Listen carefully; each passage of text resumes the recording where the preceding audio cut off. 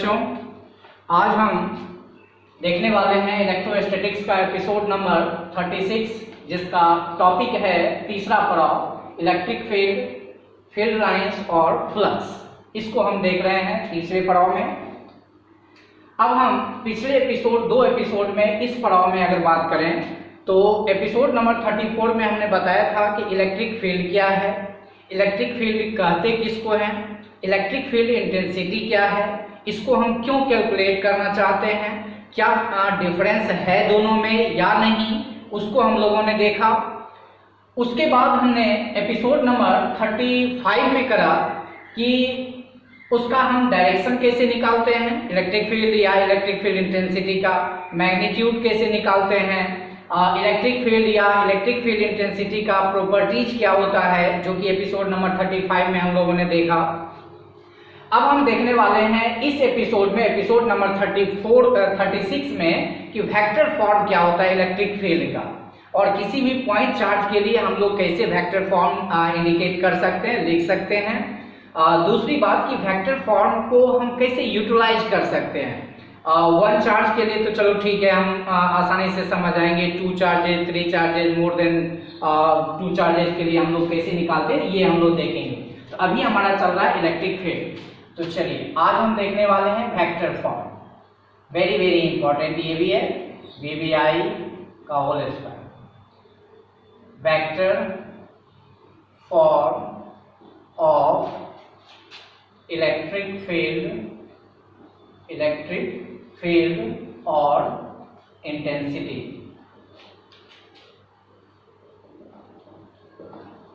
यानी विद्युत क्षेत्र या विद्युत क्षेत्र तीव्रता का सदिश रूप।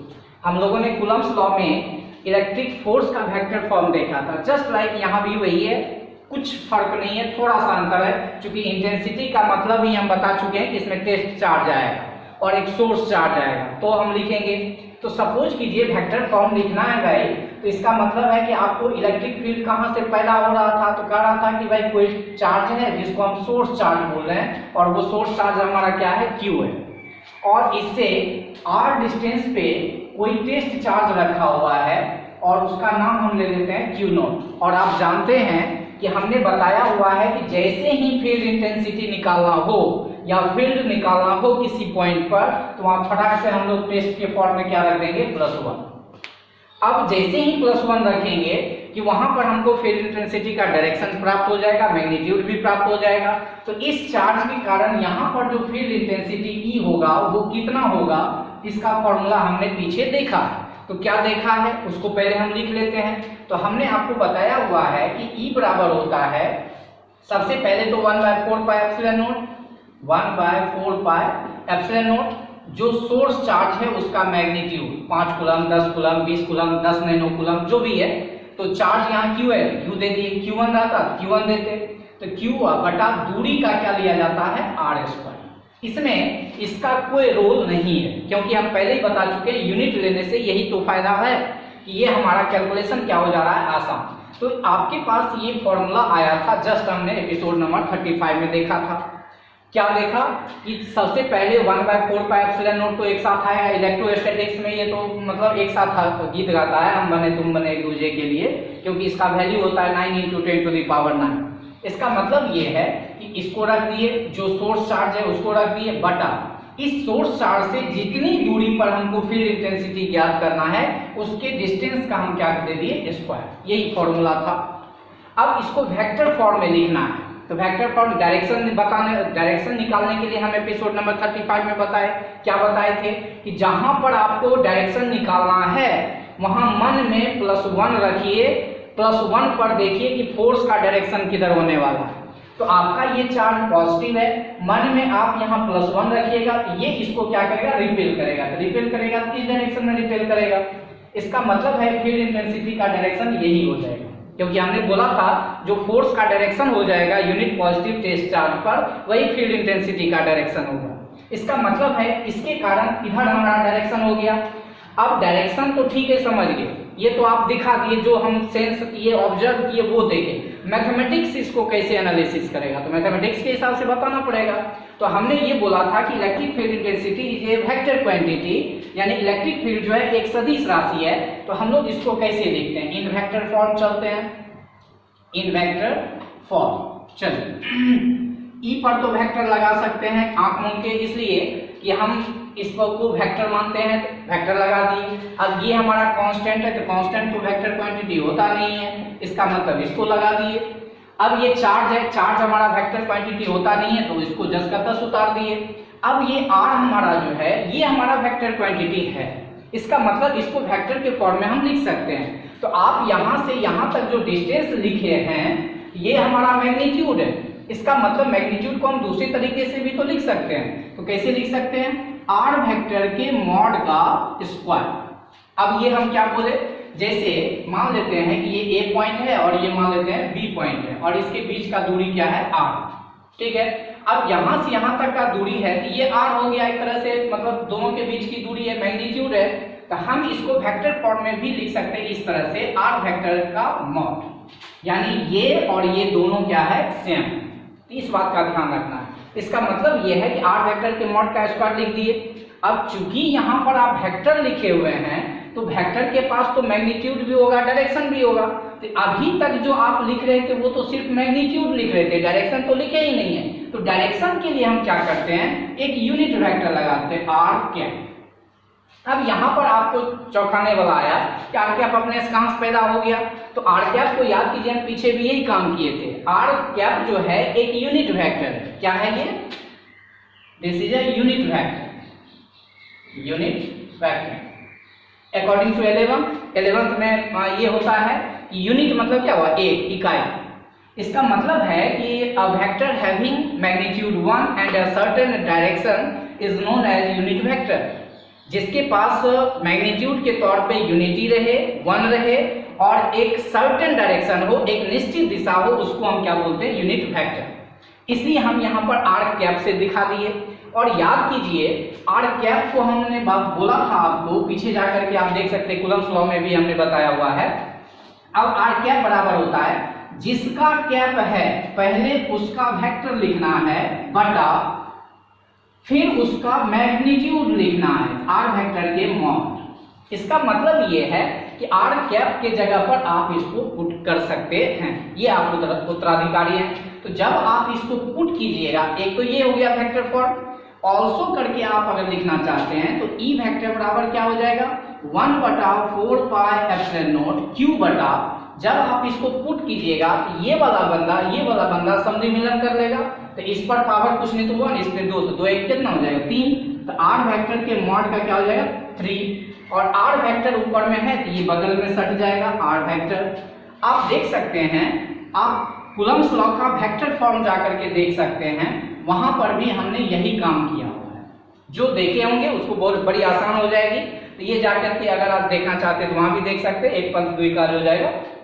अब आइए, यहां पर हमने क्या देखा, अगर यहाँ कैप है, यहाँ स्क्वायर है, यहाँ वेक्टर है, यहाँ क्यूब है।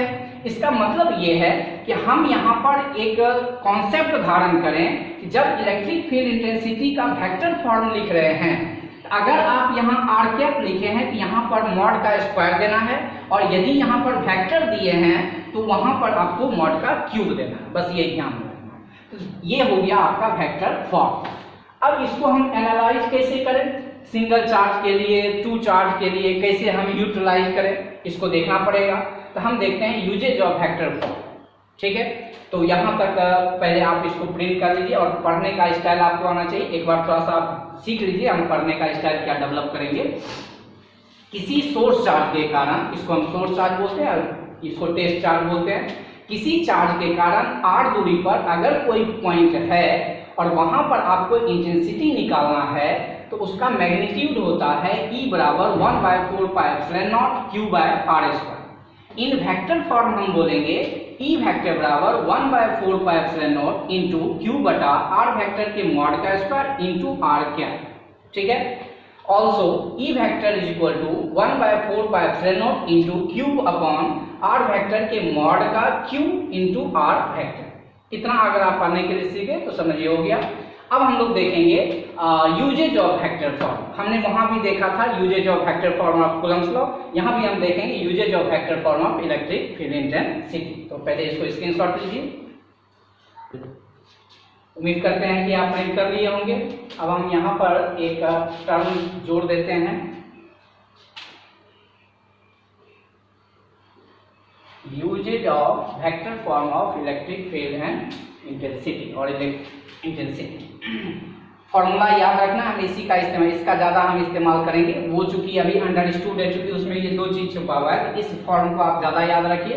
इसी का इस्तेमाल, ये ज़्यादा क्लियरिफाई है आपके माइंड के लिए, इस वजह से इसको यूज कीजिए। अब हम देखते हैं इलेक्ट्रिक फील्ड इंटेंसिटी किसी पॉइंट पर होता है, तो कोई किसी पॉइंट पर होता है तो भाई कोई सिस्टम में तो एक चार्ज भी हो सकता है, दो चार्ज भी हो सकता है, तीन भी हो सकता है, 30 भी हो सकता है। इसका मतलब ये है कि हम अभी जो भी कैलकुलेशन कर रहे हैं निकालने के लिए, वो सिर्फ पॉइंट चार्ज के लिए बात कर रहे हैं, और हम कॉन्टिन्यूअस चार्ज के लिए बात करेंगे। कॉन्टिन्यूअस चार्ज के लिए हम लोग गॉस लॉ जब पढ़ेंगे तो वहां पर हम फील्ड इंटेंसिटी निकालने के लिए सीखेंगे। सारा कुछ वही रहता है और कुछ खास नहीं होता है। हम चाहेंगे तो इस फॉर्म से भी वहां लिख सकते हैं। चलिए यूज के लिए बात करते हैं। एग्जाम्पल 1, सबसे पहले तो सिंगल चार्ज के लिए आपको बोला जाएगा। तो सिंगल चार्ज में आपका हो सकता है पॉजिटिव चार्ज हो, तो आप यहाँ पर क्या कीजिए, एक पॉजिटिव चार्ज लीजिए जो कि सोर्स चार्ज है, इसको हम Q बोल रहे हैं, और यहाँ से r दूरी पर कोई पॉइंट P है जहां पर हमको फील्ड इंटेंसिटी ज्ञात करना है। ठीक है, अब यहां पर कहता है कि यहां से यहां ज्ञात करना है, तो हम तो आपको बता ही चुके हैं कि जहां पर निकालना है मन में क्या रख देना है, +1। अब +1 रखेंगे तो इसका मतलब ये मैग्नीट्यूड जो होगा वो हम देख लेंगे। डायरेक्शन आप खुद देख लीजिए कि इसके कारण क्या बोले थे, आउटवर्ड डायरेक्शन। तो आप डायरेक्ट भी लिख सकते हैं, इनडायरेक्ट भी लिख सकते हैं, सोच के भी लिख सकते हैं, डायरेक्ट भी लिख सकते हैं। पॉजिटिव होगा तो बाहर की तरफ, नेगेटिव होगा तो अंदर की तरफ। अब मन में सोच के भी बोल सकते हैं, क्योंकि ये पॉजिटिव है, इस पॉजिटिव को क्या करेगा, रिपेल करेगा, इसका मतलब यही फील्ड का डायरेक्शन होगा। अब हमारा क्या है, uses of vector form of electric field intensity. तो आप यहाँ पर वेक्टर फॉर्म के हिसाब से डायरेक्शन वगैरह तो लिख सकते हैं, लेकिन आप वेक्टर फॉर्म में इसको दर्शाते हुए कैसे लिख सकते हैं वो हम देखना चाहते हैं।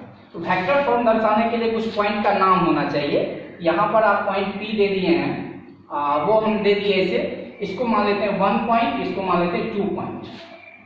मतलब 1 पॉइंट पर सोर्स चार्ज है, 2 पॉइंट पर टेस्ट चार्ज है। ये ध्यान में रखना है। हमने क्या कहा, 1 पॉइंट पे सोर्स चार्ज है और 2 पॉइंट पे टेस्ट चार्ज है। ठीक है, अब हम देख रहे हैं आसानी से कि हमारे फील्ड का डायरेक्शन से जो है वह 1 से किधर है, 2 की आउटवर्ड डायरेक्शन है। तो हम यहाँ पर चलेंगे वेक्टर फॉर्म में, चूंकि हमको लिखना है तो सेंस पहले लिख लेते हैं। ई वेक्टर बराबर क्या होता है फॉर्मूला, 1/4πε0। इसके कारण जो यहाँ फील्ड हुआ उसको हम वेक्टर फॉर्म में लिख रहे हैं। तो 1/4πε0 क्या था vector form, Q upon R vector के मॉड का Q इंटू R वेक्टर, यही वाला हम बोले थे याद रखने के लिए। अब इसको हम कैसे मतलब और एनालिसिस कर सकते हैं, थोड़ा सा देखिए। तो 1/4πε0 Q अपॉन, अब इसको हम लिखना चाहते हैं तो इसका मतलब पोजीशन वेक्टर है। तो पोजीशन वेक्टर जो है इस डायरेक्शन के हिसाब से पोजीशन वेक्टर होता है। इसका मतलब इसका तीर इधर है तो इसका तीर इधर होगा। ये चीज हमने कूलम्ब्स लॉ में भी बताया हुआ है, वहां पर भी आप जाके देख सकते हो, वहां और भी डिटेल में हम बताए हुए हैं। अब देखिए इसका ये डायरेक्शन पोजीशन वेक्टर को इंडिकेट कर रहा है। इसका मतलब ये पोजीशन वेक्टर अगर हमको लिखना है तो कैसे लिखेंगे, तो याद रखना है कि हमारा डायरेक्शन इधर है, इसका मतलब इसका पोजीशन बताना होगा इसके रेस्पेक्ट में। इसका मतलब है कि position of 2 with respect to 1। इसका मतलब है इस तीर का मतलब हो गया, इस तीर का मतलब जो कि ये 1 है और ये 2 है, इसका मतलब हो जाएगा पोजीशन, ये R हो गया position of 2 with respect to 1। इसका मतलब इस तीर का मतलब ये होता है। तो इसका मतलब आप यहाँ लिख सकते हैं R21 वेक्टर के मॉड का Q इंटू, इसको लिख दिया। फिर इसके जगह पर भी तो वही लिख सकते हैं R21 वेक्टर, इसका मतलब ये हुआ। ठीक है, अब इसी में अगर कुछ और आता है वेक्टर फॉर्म में हम दर्शा दिया, वहाँ अगर हो सकता था कि इसको कोऑर्डिनेट के टर्म में देता तो कोऑर्डिनेट टर्म में देता तो हम लोग आसानी से इसको निकाल सकते हैं। चलिए अब R21 देखने का तरीका क्या होगा, सो देखिए निगेटिव के लिए पहले देख लेते हैं। एग्जाम्पल 2, इस फॉर्म में हम इसको लिख सकते हैं। ये हमारा नेगेटिव चार्ज है, ये सोर्स चार्ज है, r दूरी पे कोई बिंदु P है, यहाँ पे फील्ड इंटेंसिटी हमको कैलकुलेट करना है। तो हमने क्या बोला हुआ है कि जहां पे फील्ड इंटेंसिटी ज्ञात करना है वहां मन में क्या रखना है, +1। सबसे आसान तरीका, इससे आसान हो ही नहीं सकता है। आप ये प्लस है, ये ये प्लस है, यहाँ पे माइनस ले रहे हैं। अब ये माइनस इस प्लस को क्या करेगा, अट्रैक्ट करेगा। तो इसका मतलब इसका डायरेक्शन इधर हो जाएगा, तो फील्ड इंटेंसिटी का डायरेक्शन इधर हो गया। बोले भी थे इसको हम 1 प्लेस बोल देते हैं, इसको 2 प्लेस बोल देते हैं। मतलब सोर्स चार्ज जो है 1 प्लेस पे है, टेस्ट चार्ज जो है 2 प्लेस पर है। अब देखिए क्या हो रहा है, इसका जो डायरेक्शन है इधर है, इसका मतलब ये है कि अब ये वेक्टर हमारा ऐसे है। तो अब पोजीशन ऑफ, जिसको भाला लग रहा है उसका पोजीशन बताया जाता है, तो पोजीशन ऑफ 1 किसके रेस्पेक्ट में, 2 के रेस्पेक्ट में। इसका मतलब ये हो जाएगा। अब इसमें माइनस लगा देंगे, उलट भी जाएगा, मतलब उसके बराबर हो जाएगा। तो अब हम देखते हैं, इसके लिए देखते हैं। तो सिंस पहले तो वेक्टर फॉर्म लिखो। तो वेक्टर फॉर्म क्या होता है, ई वेक्टर बराबर 1/4 pi epsilon naught q upon r vector के मॉड का q इनटू r वेक्टर। अब r वेक्टर के जगह पर हम क्या लिख सकते हैं, 1/4 pi epsilon naught q upon r12 vector के मॉड का q इनटू r12 वेक्टर। तो ये हो गया हमारा वेक्टर फॉर्म। ठीक है, ये हो गया ई वेक्टर। अब इस तरह से हम देख रहे हैं कि सिंगल चार्ज अगर है तो हम आसानी से क्या कर रहे हैं, उसको कैलकुलेट कर रहे हैं। तो ये तो ऐसे नॉर्मली दिया हुआ था, हम निकाल दिए। लेकिन अगर ये दे दे किसी ऑरिजिन के रेस्पेक्ट में दे तो क्या मामला फिट होगा, उसको भी हम देख सकते हैं। चलिए एग्जाम्पल नंबर 3 देखें, इसको पहले आप प्रिंट करें। उम्मीद करते हैं प्रिंट कर लिए होंगे। इसका स्क्रीनशॉट लेके अपना लिख लिया कीजिए, फिर बाद में लिख लिया कीजिए, इसलिए कि समय 1-1 मिनट महत्व रखता है, इसलिए आप मेहनत कीजिए। जैसा कि लग रहा है कि हमारी भारत की स्थिति कोरोना के कारण सुधर नहीं रही है, खासकर बिहार की स्थिति और भी खराब होती जा रही है। इस वजह से हम लोगों को थोड़ा सजग रहना पड़ेगा, हमारा सारा काम चलना चाहिए और इस प्राकृतिक आपदा में एक दूसरे का सद्भाव होना चाहिए, चाहे वो जिस स्तर पर हो, सामाजिक स्तर पर हो, धार्मिक स्तर पर हो, या फिर एजुकेशनल स्तर पर हो, आर्थिक स्तर पर हो, जिस तरह से हो हम एक दूसरे का कोऑपरेट करें। और यहाँ पे हर चीज़ को देखते हुए, अपनी सुरक्षा, दूसरों की सुरक्षा को देखते हुए हम लोग अपना काम करते हुए निकलें, ज़्यादा बेहतर है। इस आपदा से निकलने का यही एकमात्र उपाय है, आपसी तालमेल। विदाउट इंटरनल जो है क्या बोला है, इंटरनल बिहेवियर जो है वो आपका क्लियर होना चाहिए, नहीं तो फिर फंस जाएगा कोई भी बंदा। चलिए आगे आते हैं, हम लोग देखते हैं एग्जाम्पल नंबर 3। अभी तक हम नॉर्मल वे में दे दिया था कि यहाँ चार्ज है, निकालो, वहां पे निकालो, ये करो वो करो, लंकन देवानंद जो भी। अब हम देखते हैं यहाँ पर जो है, आगे हम बात करते हैं किसी ऑरिजिन के रेस्पेक्ट में अगर आपको बात करने के लिए बोले तो आप क्या कीजिएगा, वो जो बताए डायरेक्शन वो कितना काम करेगा। सोचिए ये ऑरिजिन है, ये हमारा अब सोर्स चार्ज, और इसका जो दिया हुआ है ये r1 वेक्टर दिया हुआ है, ठीक है। और यहाँ पे कोई पॉइंट है जिसका नाम हम P दे रहे हैं, इसका ऑरिजिन के रेस्पेक्ट में दिया हुआ है r2 वेक्टर, ठीक है। अब यहां पर आपको पूछ दिया कि भैया ये बताइए कि इलेक्ट्रिक फील्ड इंटेंसिटी क्या है। तो चूंकि ऑरिजिन के रेस्पेक्ट में बात किया है तो आपको भी सोचने पे ये मजबूर कर रहा है। क्या मजबूर कर रहा है, कुछ नहीं कर रहा है भाई, जो रूल था वही रूल हमारा काम करेगा। जहां पर टेस्ट निकालना है, ये इंटेंसिटी निकालना है, सबसे पहले सोर्स चार्ज से उसको मिलाने की कोशिश करेंगे हम लोग, क्योंकि उसी दूरी का कहां से किसको दिया हुआ है, रिलेशन कहां है उससे मतलब नहीं है, इस दोनों के बीच का क्या बात है वो देखना है। इसका मतलब ये है कि हमारा सोर्स चार्ज क्या है, Q, ये हमारा टेस्ट चार्ज आएगा, मन में क्या आएगा, +1 आएगा।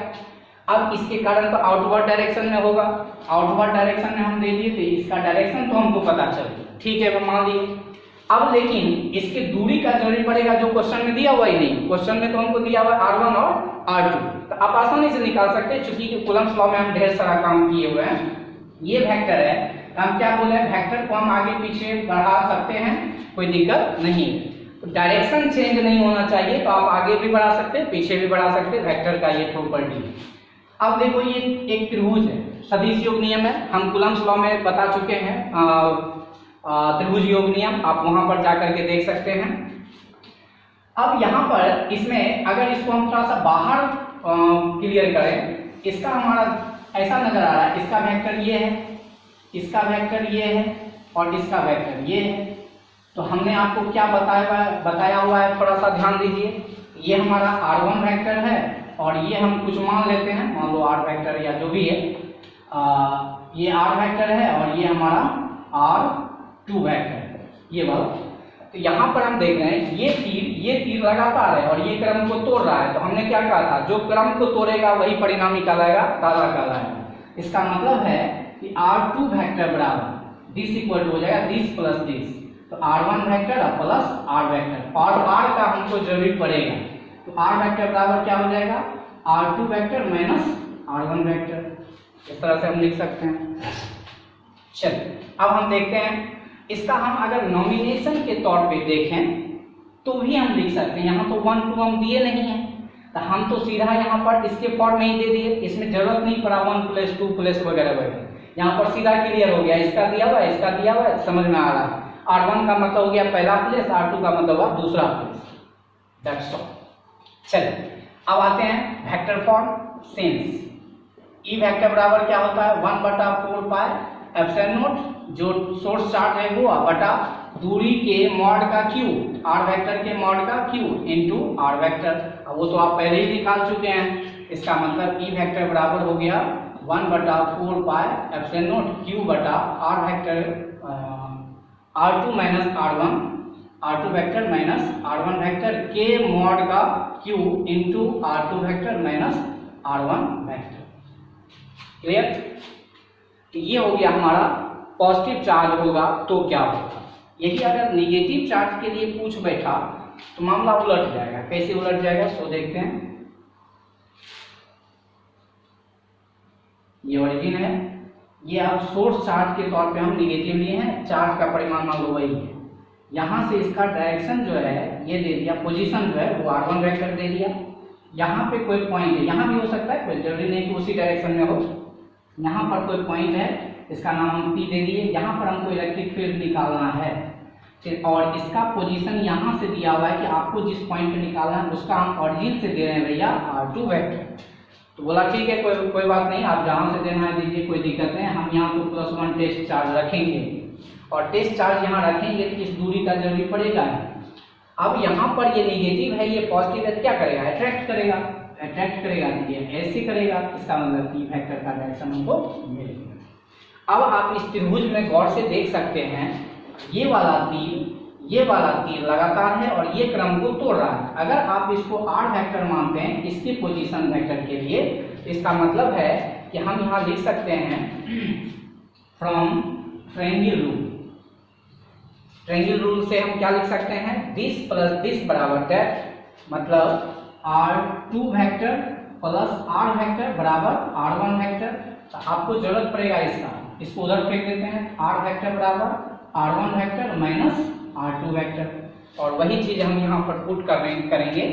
पहले तो हमको इसके कारण अगर निकालना है तो वेक्टर फॉर्म लिख देते हैं। सिंस ई वेक्टर बराबर 1/4 पाई एप्सिलॉन नॉट, जो चार्ज है वो बटा r वेक्टर के मॉड का क्यू इनटू r वेक्टर, और ये तो आप पहले ही निकाल चुके हैं। तो इसलिए ई वेक्टर बराबर हो गया 1/4 पाई एप्सिलॉन नॉट क्यू बटा r1 vector minus r2 vector के मॉड का q into r1 vector minus r2 vector. तो इस तरह से आप देखें कि कोई भी चार्ज अगर दिया हुआ है जिसका ऑरिजिन के रेस्पेक्ट में दिया हुआ है तो आप आसानी से क्या कर लिए, इसको कैलकुलेट कर। अब ये जरूरी नहीं है कि आपको हमेशा दो ही चार्ज, सिंगल चार्ज, दो चार्ज के कारण किसी पॉइंट पर दे सकता है, उसको वेक्टर फॉर्म में निकाल सकते हैं।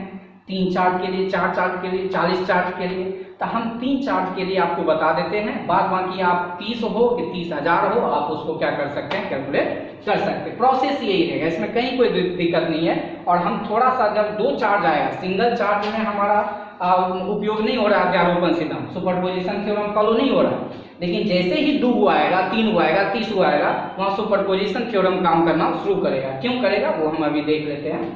तो चलते हैं, अब हम देखेंगे एग्जाम्पल नंबर 5। अभी तक अगर नहीं समझे तो एग्जाम्पल नंबर 5 से उसको क्लियर कर दीजिए।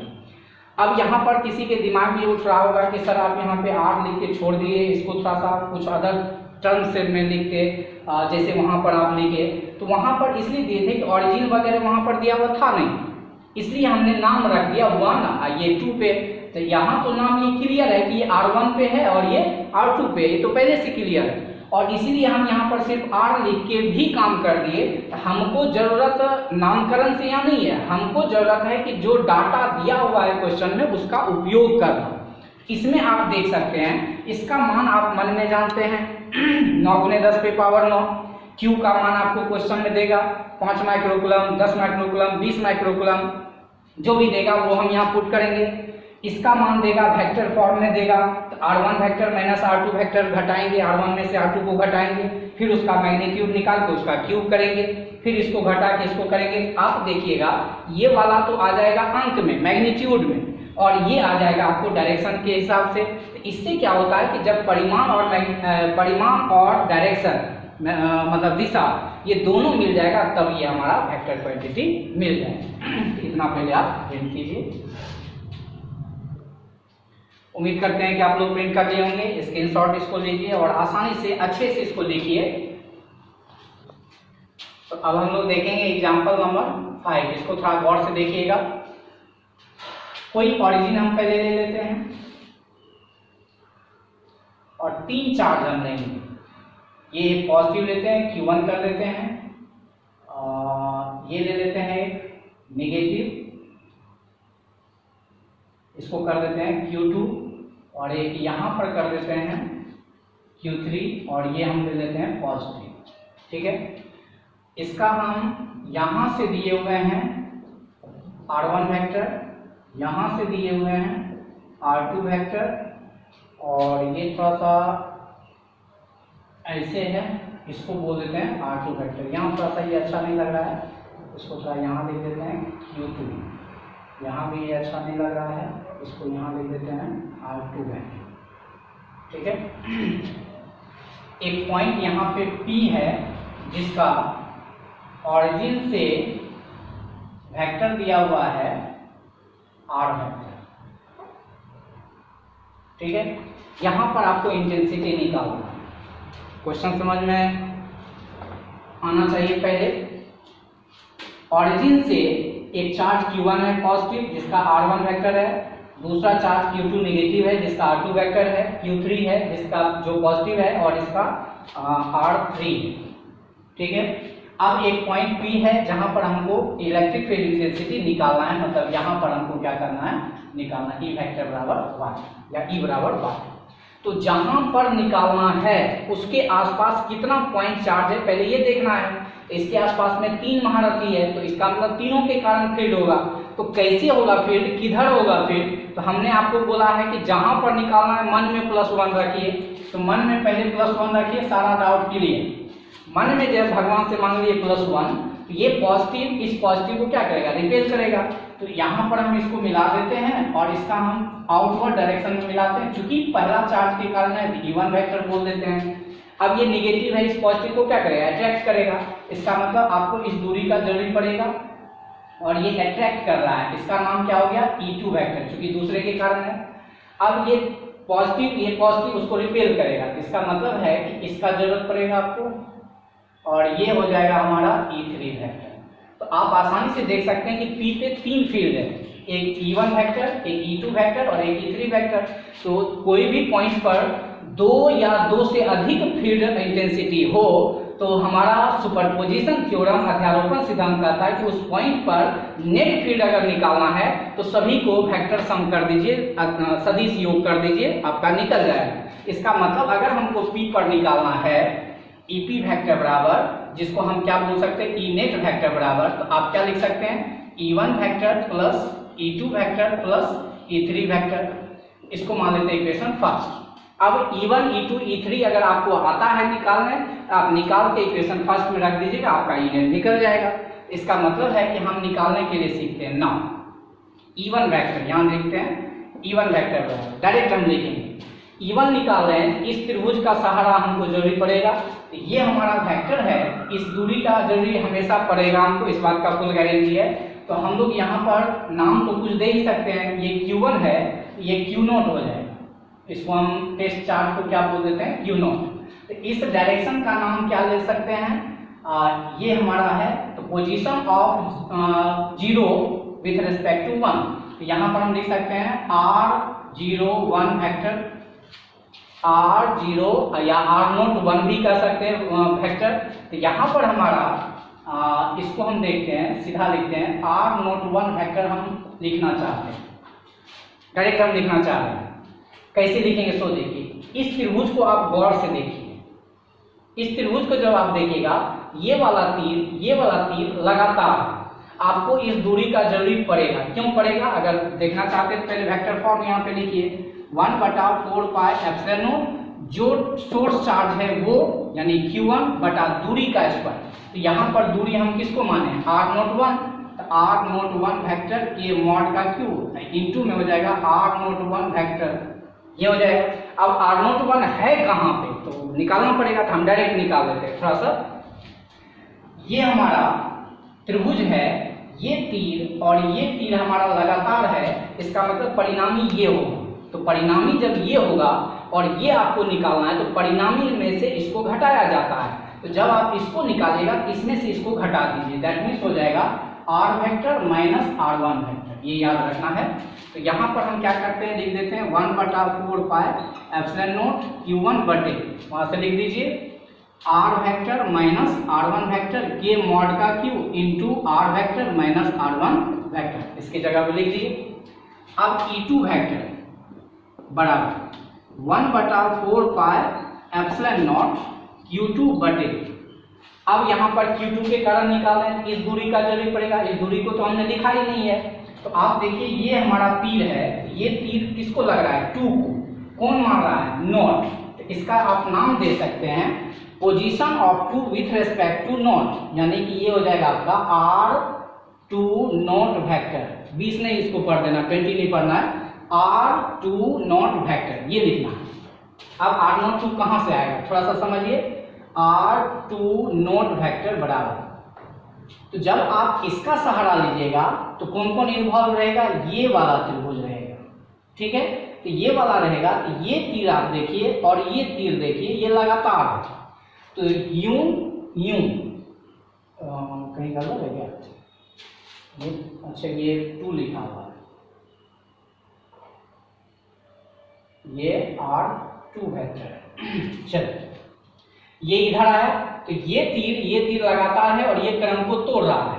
तो नियम है कि जब आप इसको लिख रहे तो इसमें से इसको घटाते हैं, मतलब परिणामी में से इस छोटे बंधु को घटाते हैं। तो परिणामी हमारा क्या है, R2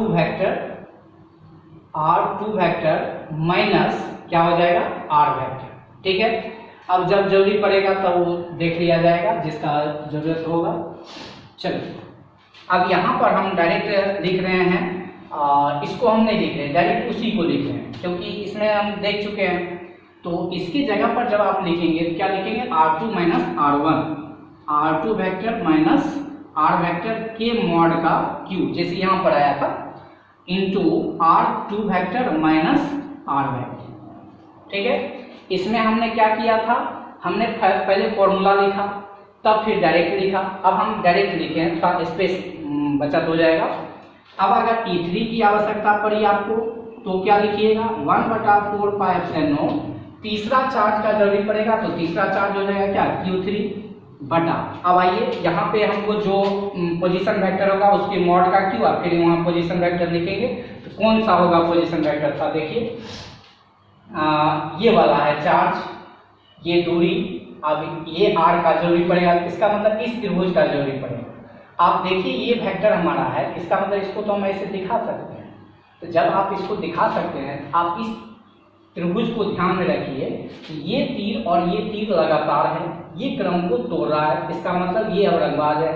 तो दैट मीन्स आपको इस दूरी का जरूरी पड़ेगा, उस दूरी का नाम क्या होगा, सो देखिए भाला कौन मारा है 3, किसको, नोट को, इसका मतलब हो जाएगा पोजीशन ऑफ आर नोट, मतलब position of naught with respect to 3, हम यहाँ लिख सकते हैं आर नॉट 3, मतलब क्या हुआ, position of naught with respect to 3, naught का मतलब टेस्ट चार्ज का।